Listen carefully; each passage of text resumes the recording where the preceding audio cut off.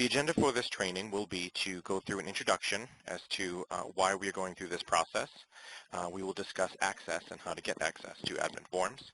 There's a couple special cases we want to cover, a couple one-offs. I will do a quick live demonstration as well as point to some resources, and we will take any questions that you have. This admin form change will affect all product team members who post content to Instructor Companion Sites. Product teams should use only admin forms to post content to Instructor Companion Sites and discontinue the use of Zilla tickets to post content. When we talk about special cases, there is one example that we will still continue to use Zilla tickets for. The where gives you the link, which we will cover again in Access, and this is effective as of 10/30/2015. Why are we transitioning? This transition to using only one method to post content will support the Instructor Companion Site platform without putting the strain on our partners in digital content operations. It'll be faster. Your content is immediately posted after submitting the form. Once you see the demonstration, you'll see how quickly it goes through. It's more efficient. Posting through Zilla requires a middleman to review the request and delays content availability. Again, there's that extra person making things go a little bit slower. And control. Team members can post content exactly where they wish it to appear and see it immediately. So there's a little bit more control. So those are the main reasons why we are transitioning to admin forms. Access to admin forms is fairly simple. If you follow the link that's provided, any individual with a valid Cengage SSO account can have access to admin forms. Access is added to your SSO account. If you do not already have access to admin forms, or you're unsure if you do, you can email the Solution Center. Also, if you do not have an SSO account, or for example, this is for a new employee, make sure that you request an SSO account first. When you request access, the requester must have an email ending in @cengage.com or @contractor.cengage.com.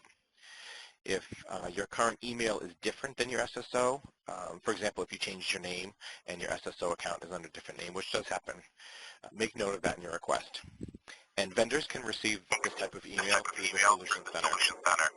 So admin forms, the platform has a bug when clicking the View Live Resource button to go to the companion site, or if you open in another tab of the same browsers, you will get kicked out of admin forms.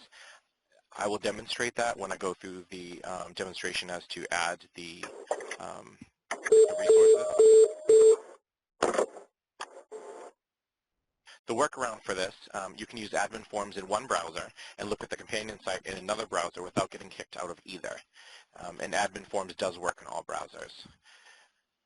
One of the advanced functions, there's some advanced features that cannot be added or edited via admin forms, like image or video libraries and large zip files. This is what I was referring to earlier. This type of situation will continue to use a Zilla ticket. Image and video libraries will still use that.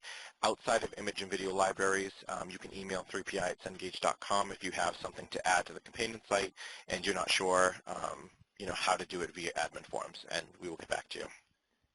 So I have the link open. You want to put in your SSO login information.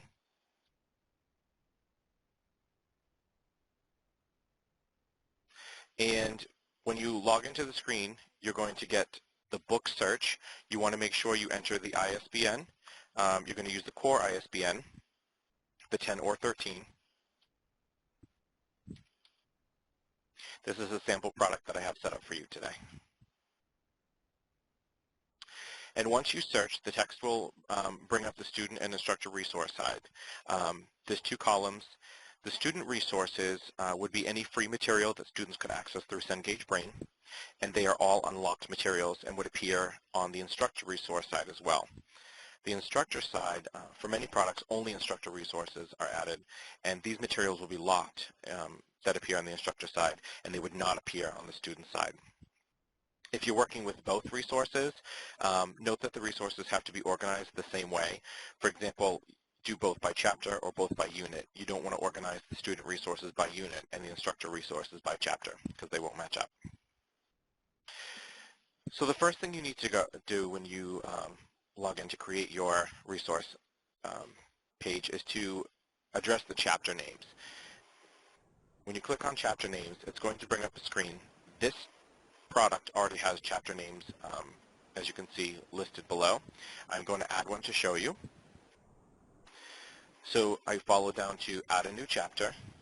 The next chapter number is default. And as you can see, I have a test chapter under number 24.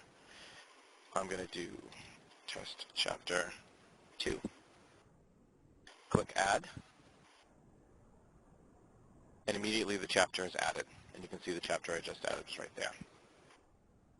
You also have the ability to delete and add sections right here.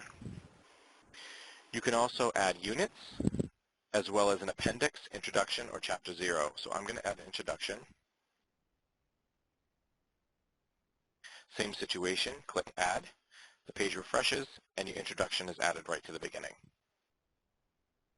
Once you've gone through and set up all your chapters, you can move on to adding resources. So I'm going to go back to the resource page. When you're looking at the resources, there's going to be two different sections. It's going to be existing and unused. The unused means that there's no resources added as of yet, whereas the existing means, for example, chapter outline, there's already been chapter outlines added to the product. So I'm going to add, I'll show you both used and existing, unused and existing. So I'm going to do, let's just say an instructor manual. You can add it to either the book or the chapter level. I will add to the chapter level. And I'm going to scroll down to that new chapter that I made chapter 25, and click add. Once I'm in there, I can add a title.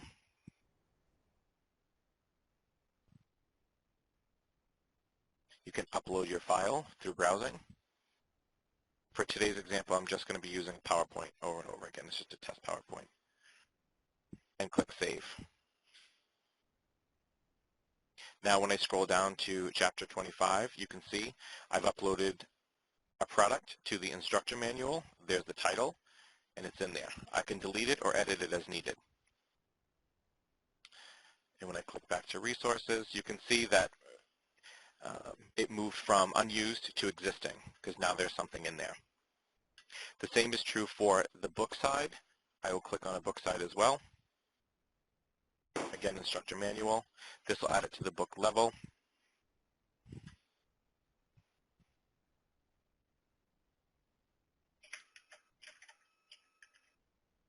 Same process.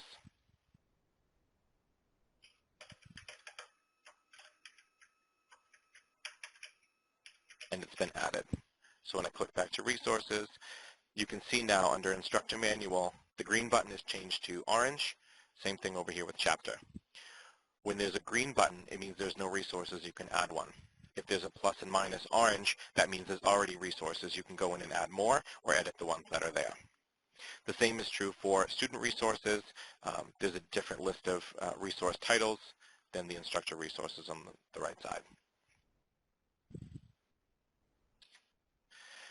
One of the special cases that I was talking about before was when you click the live resource site to double check to make sure that it's there, it will log you out. So I'm going to demonstrate so we can just see the process. So as you can see, all the chapter resources are listed and all the book resources are listed. And if I scroll down to my test chapter 25, there's the instructor manual, which is the resource that I added. If I were to go back to the page and try and work with a resource, it has now kicked me out and I have to start all over again. So that is one of those bugs that we were talking about. So if this is the case, you might want to use Internet Explorer to build the resource and then use something like Chrome or Firefox to view it so it doesn't kick you out every time. We have for you created some resources. We have the Admin Forms Quick Guide, which is continually being updated as we go through the process and we clarify things. We also have the ICS naming convention. It outlines how content should be categorized and titled when posted. Follow these standards so that the content is uniform. We want to make sure that when instructors log into different products that they're having the same experience, not one set of titles for one product and a whole different set of titles for another product. And if you have any questions, you can contact Anne-Marie via 3pi@cengage.com.